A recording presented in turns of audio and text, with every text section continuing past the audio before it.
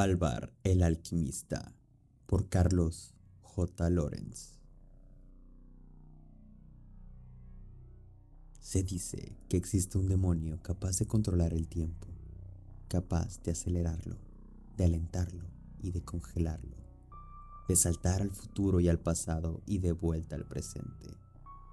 A muchos amantes del ocultismo les gusta decir y creer que este demonio puede ser invocado, domado y por ende controlado para poder usar sus habilidades sobre el tiempo.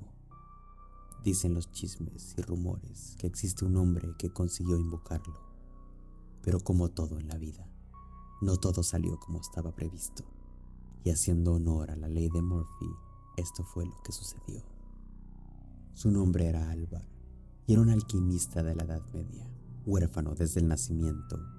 Fue cuidado y criado en un monasterio, en donde entró en contacto con libros antiguos que nutrieron su obsesión por el ocultismo, la alquimia y la demonología. A pesar de las advertencias de su enorme familia adoptiva, Alvar se encaminó en el camino de las artes prohibidas, y este camino lo llevó a una fría noche de sus 18 años, noche en la que logró invocar al demonio del tiempo para que lo hiciera inmortal. Al escuchar su demanda, el demonio se burló de Alvar.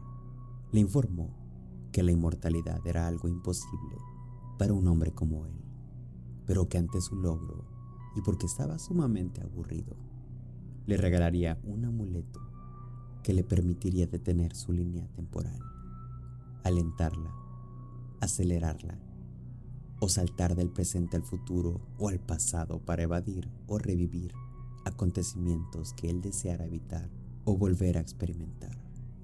Para ponerlo a funcionar, Alvar solo tenía que concentrarse en lo que quería hacer con su línea temporal y repetir una oración en un antiguo idioma del que jamás había escuchado.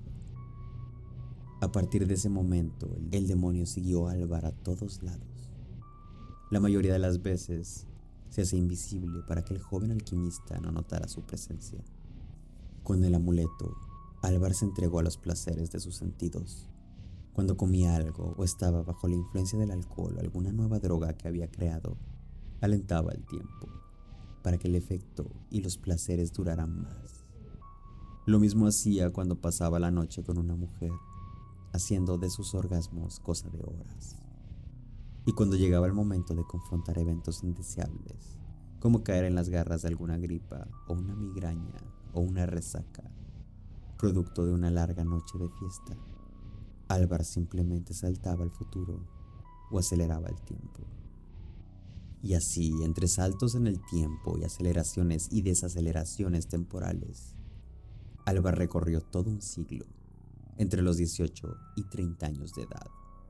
Se detuvo en una época problemática de la humanidad en donde los imperios se declararon la guerra a muerte y una extraña enfermedad que provocaba que el cuerpo se pudriera en cuestión de 48 horas azotó al mundo que le rodeaba.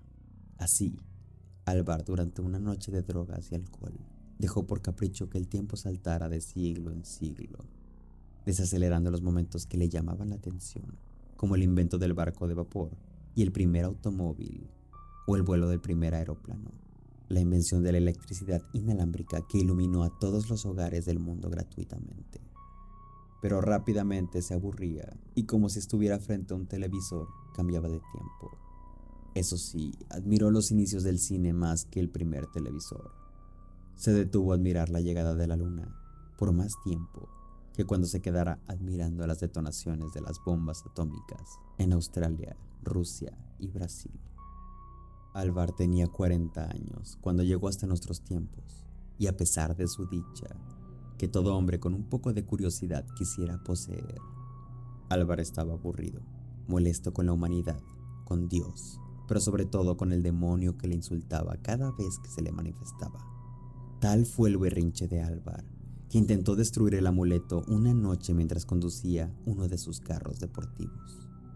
Harto de su existencia fue estamparse en su vehículo contra la fachada de un museo de antropología e historia. Pero no murió, y mucho menos pudo destruir el amuleto.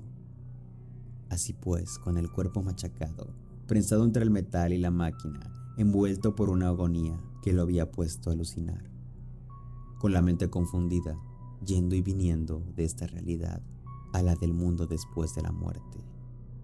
Alvar dijo la frase en aquel idioma antiguo de los demonios, y por motivos que nunca comprenderemos, congeló su tiempo y con ello su sufrimiento.